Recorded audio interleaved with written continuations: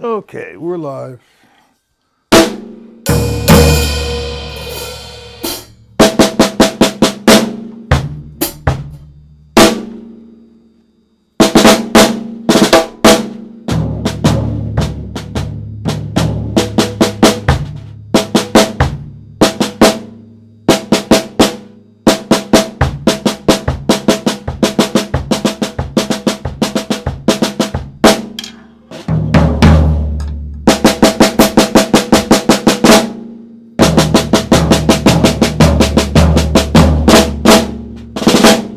Hey, Seth, everything okay?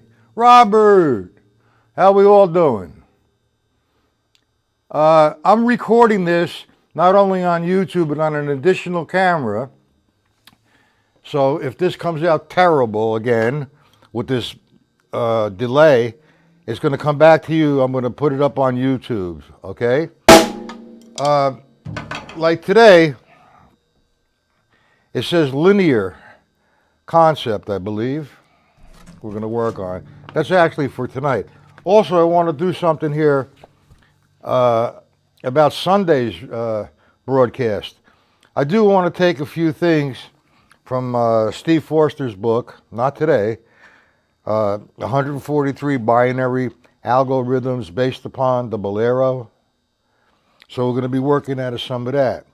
But I want to prep you today for some linear development. Now, as we know, linear is just a straight line of rhythm. Actually, line 1 to 72 in the stick control book is linear. You know, any line you play is linear. You could play any line on multiple surfaces, but only hit one surface at a time. Like, for example, if I took line 1, if I played it just on one surface, 1 and 2 and 4 and, you could play that like 1 and 2 and, right? You're distributing like 1 and 2 and 3 and 4 and. Mix it up. 1 and 2 and 3 and 4 and. That's line 1. That's pretty simple. But anyway, I did come up with some formulas just to let you know that's linear. If I play a line like this, for example, 1, 2, and 3, and 4, and that's not a linear line. That's a line, a broken line of rhythm. Quarter notes, eighth notes, and sixteenths. 1. Understand the difference? Linear would be 1E and a 2E and a 3E and a 4E and a. Now there's one linear concept that I enjoy and I find very useful when I'm playing using a rock pattern or a funk pattern. Okay, what I do is, let's say I make right equal my right hand on the hi-hat, and when I have a left, I make it equal to the bass drum. So if I did the first line, right, left, right, left, I just played a linear line of eighth notes between the hi-hat and the bass drum. But we're going to do something different. We're going to, I like to do this eventually in 16th note triplets, but for the meantime, let's think eighth note triplets. So R is going to become 1, and the left is going to become 2.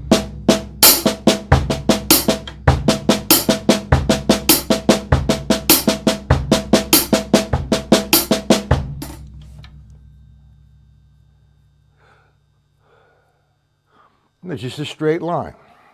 If I play this, 1 and 2 and 3 and 4 and, I played a linear line, but it was layered or harmonic. All right, let's go back to what I was just showing you. The triplet. I'm thinking right there as 16th note triplets, but at first, think of eighth note triplets. So we have the first one, right is this, remember? Left is this. So if I do the first guy, 1, 2, 3, 4. 1, 2, 3, 4. 1, 2, 3, 4. 1, 2, 3. That's line 2. Line 3.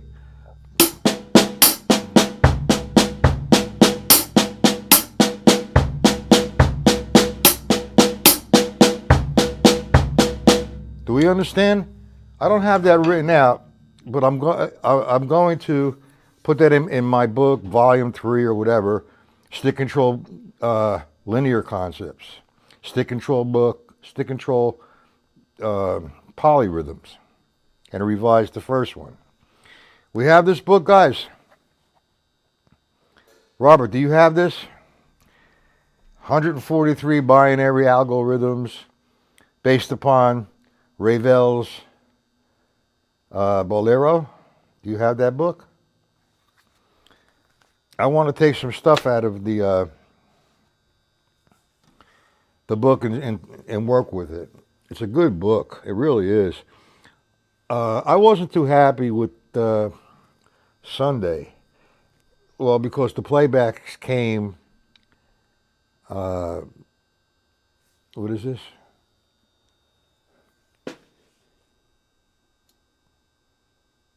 Yeah, it's in the mail, Seth. I didn't like the way it came back off of YouTube. So that's why I'm waiting to get a new camera. And I'll have one in a week or two. But like I said, I'm filming this on an additional camera, which I will upload to YouTube after the lesson. Okay? Yeah, it's by Steve Forrester. Do you understand that exercise?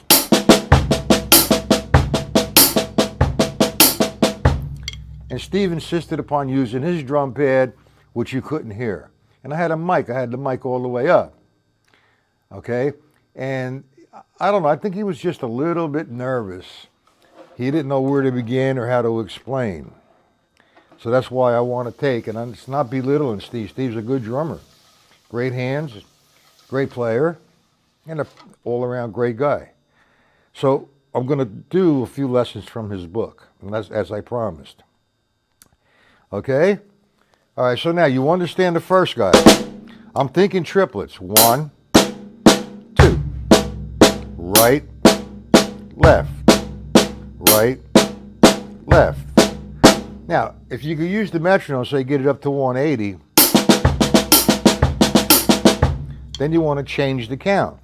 Instead of counting 1 and 2 and 3 and 4 and let's do 16th note triplets.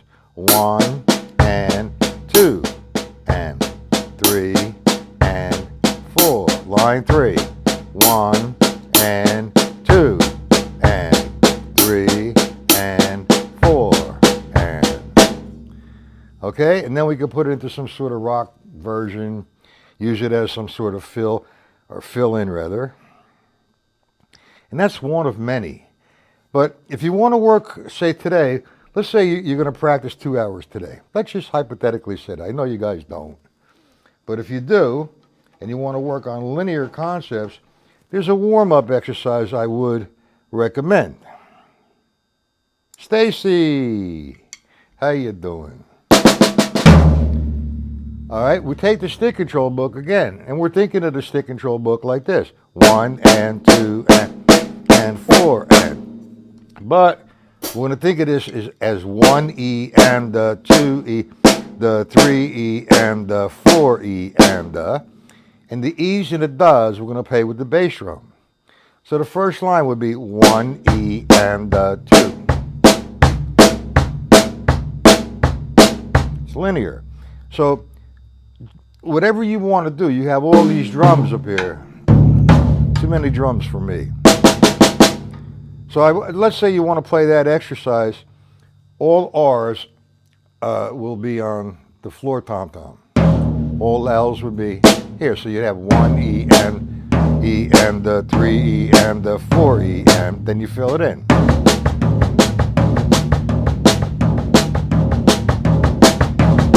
Line 2.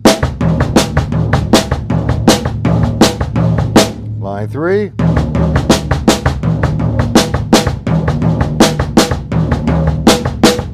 Got it? And I will just put the metronome on. You don't have, if you'd like to put them in order, do line 1 through 24 or 1 through 72. God bless you. I just randomly play.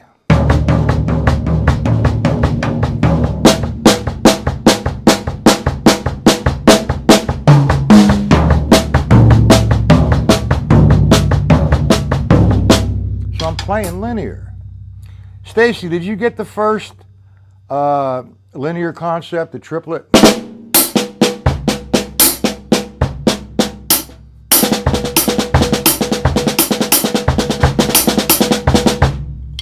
Did you get that, Stacy?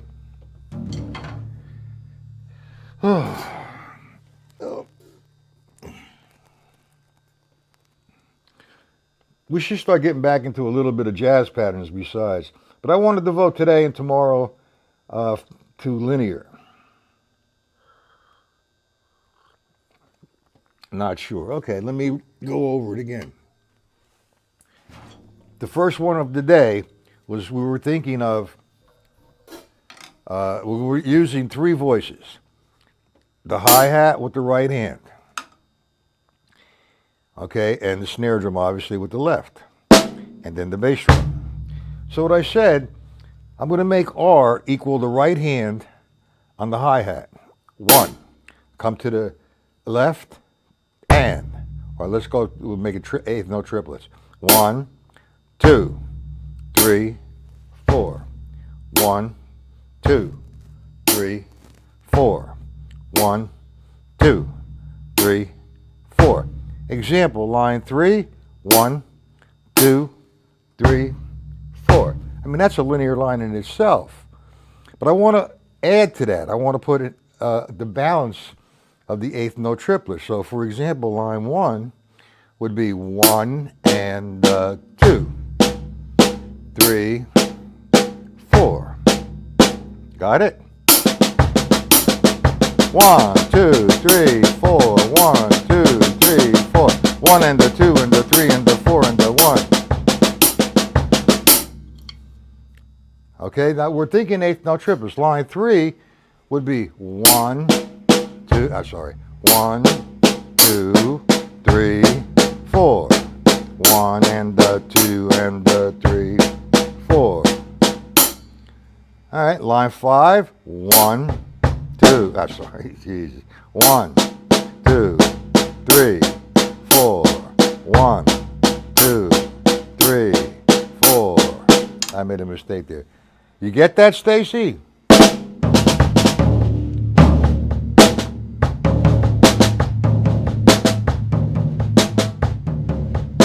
I'm playing the same thing, but now I put my right hand on Mr. Floor.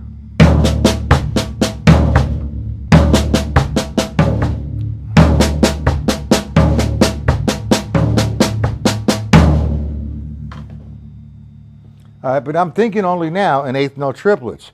I like to think about that in 16th note triplets. Like 1 and 2 and 3, and I fill in the triplets. 1 and 2 and line 3.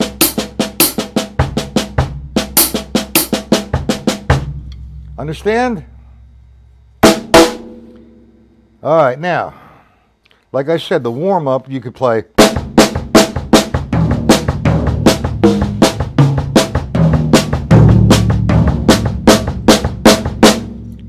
as between the snare and the bass drum, or the tom-toms and the bass drum. 1 E, 1 E and the 2 E and the E and the 4 E and the 1 E and the. Or line 3, 2 rights, 2 lefts. Do that for 10 minutes at a tempo with the metronome. You don't have to keep it in any kind of order as long as you don't break the feel. That'll loosen you up. All right, so that's like just, you know, an exercise plus 1 linear formula. All right, now, as you're starting to see, the stick control book is an endless journey. It really is. And, you know, like I said, when somebody tells me, yeah, I've done the stick control book 30 years ago when I put it away, I went through the whole book. Well, to me, that's pretty shallow because there's so much in that book. And as you get into the book and get deeper and deeper into like these formulas, you're going to find that everything that you went out and purchased, any kind of drum instructional book, you're going to find the stick control there. The stick control book's going to be with you forever, as long as you play the drums. All right, so let's do another formula. So that was the first one. I don't have them written out. The second formula, let's take R as a double in 16th note formation. Let's take R as 1, E, then fill the balance of the 16th, and So I'm taking the right hand going. Nice and slow. And you can move it around.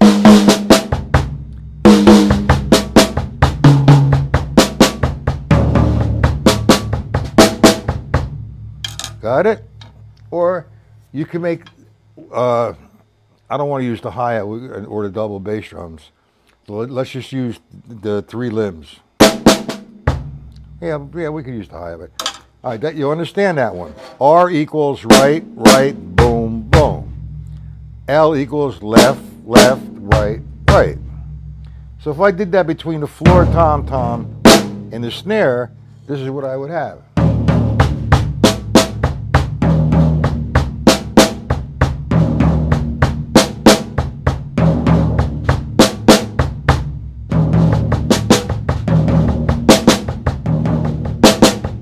It's a developmental exercise.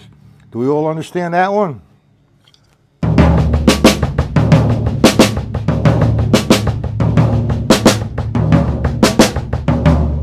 Got it, guys?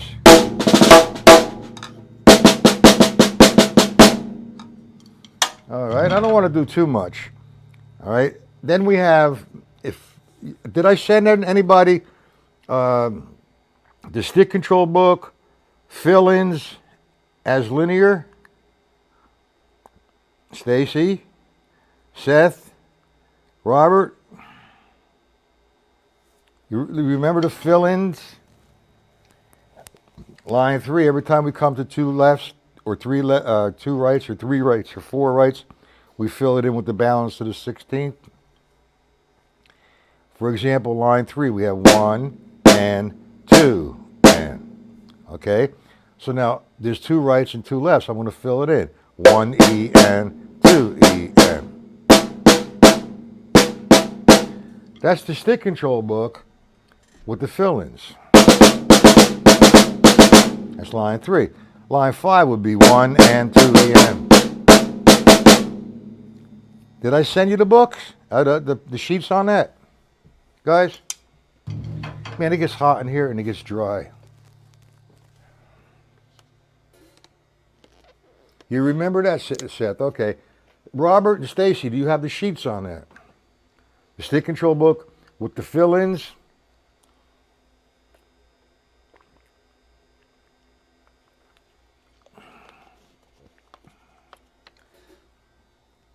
Well, we're going to take that to another level. Notice I don't sit here and do number 1, number 2, number 3 until I get to 24, then turn the page and do another page and then another page, and then we say the lesson's over. All right, but I did send it to you, right, Stacy?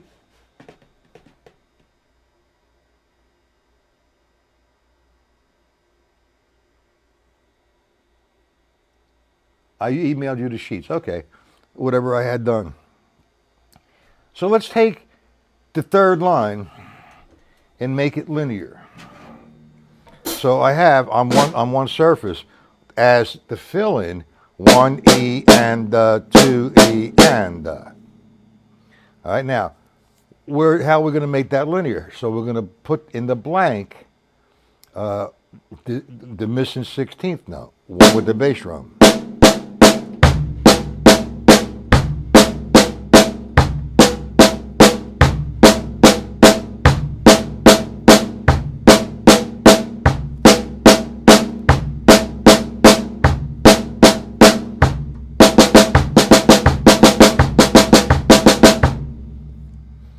Now we go to line 5, as written with the fill in.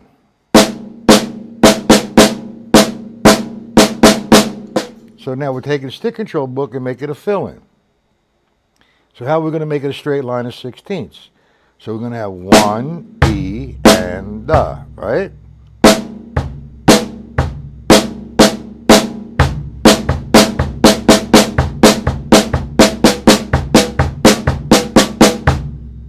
Do we understand that?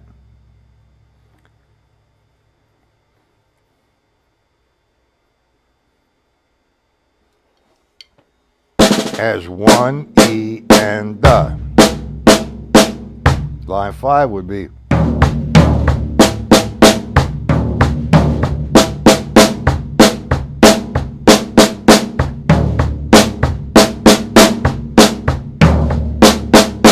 I'm using different voices, but it's linear. There it is. Now, I'm not putting these into any kind of formation like 1, 2, 3, 4. Like,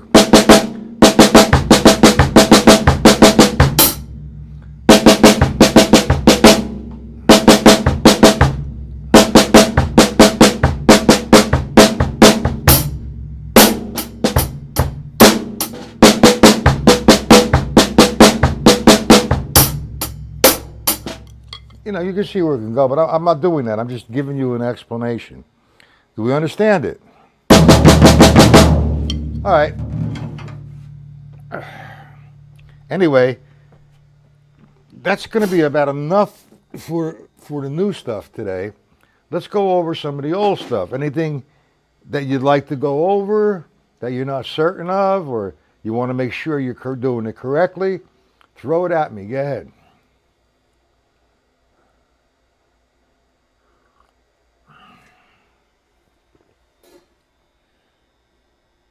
Robert, Seth, Stacy, and whoever else might be. There's quite a few people in here.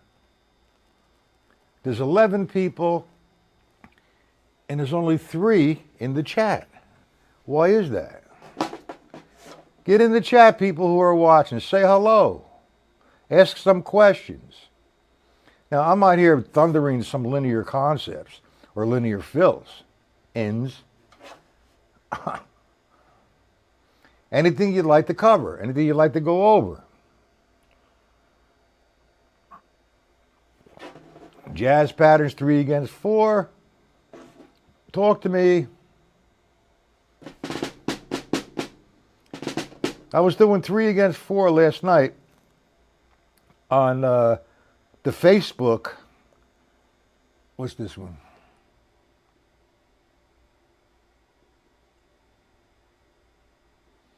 Polyrhythms. Oh, okay. All right, the 3 against 4. We're talking about. Last night on Facebook, I was doing a broadcast. Robert was there, and there was another guy there, and I was demonstrating 3 against 4. And he said, "Oh, I can't hear the 3 against 4." Look, I can't help you can't hear it. All right? I'm explaining what I'm doing. I'm doing triplets against 16th notes, a grouping of 3 and a grouping of 4 played together. One hand is doing the 4, one hand is doing the 3.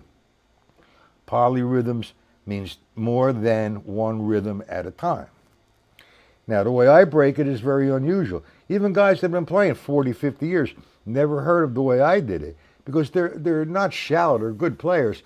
But the norm for 3 against 4 is if I played 4 quarter notes with the bass drum, for example, and with the snare drum, I played half note triplets. That's 4 against 3. That's kind of standard. But I've taken it to another level. All right? Let me demonstrate it again. And we're going to do 3 against 4. And I did this last night, so I'll do it again. We're going to do 3 with the bass drum. Do you remember, Stacy, how I break it up? The triplet, 1 E and the 2 E and the 3 E and the 1, 2. There's 3. My hi-hat's a downbeat. 2, 3. 1 E and the 2 E and the 3 E and the 1 E and the 2, 3, 1. So now I just established the 3 with the bass drum and 1 with the hi-hat. In reality, that's 3 against 1. 1, 2, 3, 1, 2, 3. 1 and a 3 and a 3 and a 1 and a 3 and a 3 and a pop. 1, 2, 3, 1, 2, 3. Got it? Now how do I get the 4 in there? So I'm going to play the 4. I'll play it with my right hand. All right? I'm breaking up the 16ths because I'm thinking at the moment when I'm doing it slowly as 1 E and a 2 E and a 3 and a 1 E and a 2 E and a 3 and a. So every third count I'm gonna hit 1 E and the 2 E and the 3 E and the. So I put that with the 3 in the bass drum and the hi-hat on 1. 1 E and the 2 E and the 3 E and the. Now, you can't really hear 3 against 4 yet, but you are playing 3 against 4. You're putting all the voices together in, as the 3 against 4. As you play that for a while,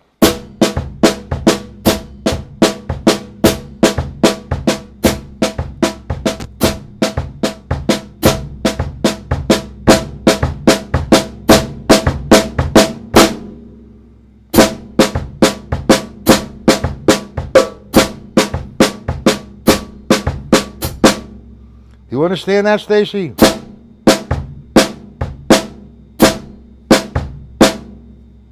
One E and the 2 E and the 3 E and the. Hold on a second.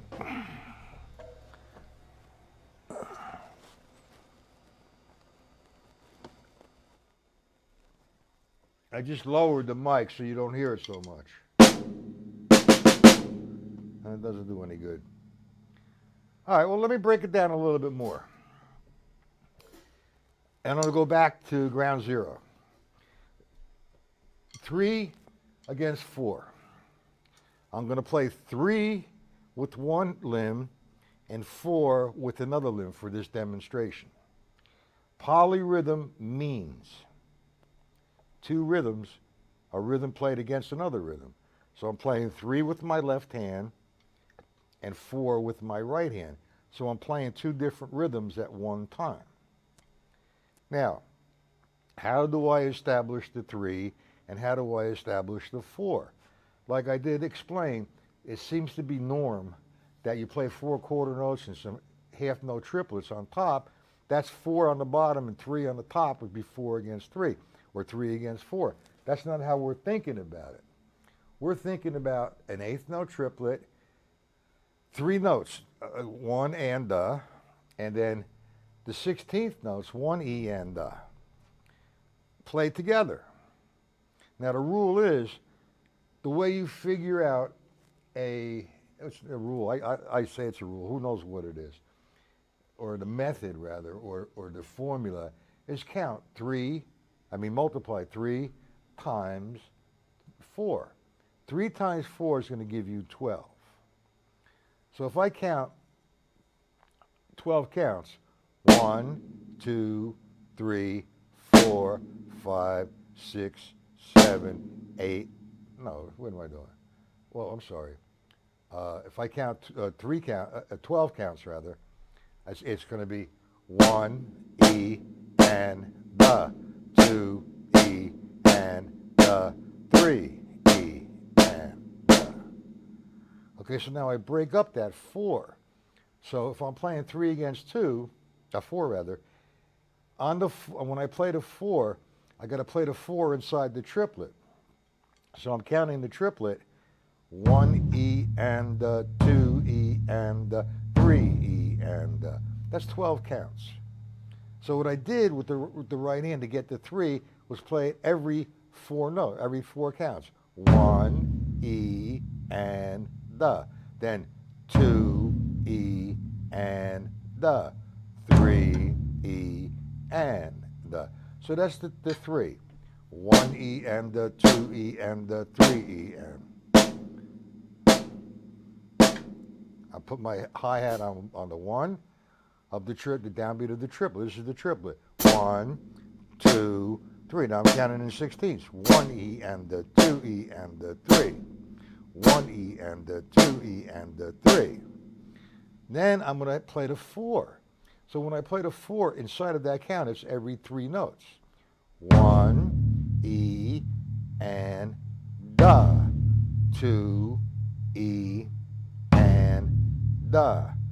3, E, and da. 1. So you put them together. 1, E, and da. 2, E, and da. 3, E, and da. Now, at that tempo, it doesn't sound like anything, but you're putting everything in place. As you know, practicing is repetitive. The more you play that and the little up tempo you do, you're going to start to hear the 3 over here and the 4 here.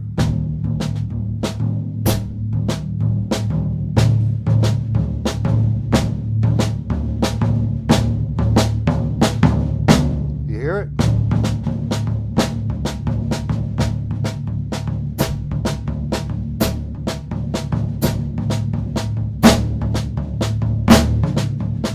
I dropped that accent on the one of the downbeat of the triplet. But in order to get there, you have to do it slow and put everything in order. You should, and I'm going to hook up the metronome later on tonight, and I'm going to demonstrate that. Remember, Bob? He said, play that 80. And, you know, believe it or not, 80 is pretty fast to play that polyrhythm. I'm going to play it tonight for you, all right, for us. Okay, so I'm going to take the lesson tonight at my site. If by any chance there's a problem connecting, meet me on Facebook on my page. You know how to get there now, Bob, right? Stacy? And whoever else may be watching? Seth, you still there? All right, we'll work on it, Stacy. No problem. Okay? So we'll see everybody tonight at my site, 7 p.m. Okay? Try to find those books. Now, I'm on my site. Like I said, if there's a problem connecting, which usually most of the time, or sometimes, rather, let me say that. Sometimes there is. So, well, just meet me at my page, I mean, on my Facebook page, and we'll do a lesson there. Okay, any questions?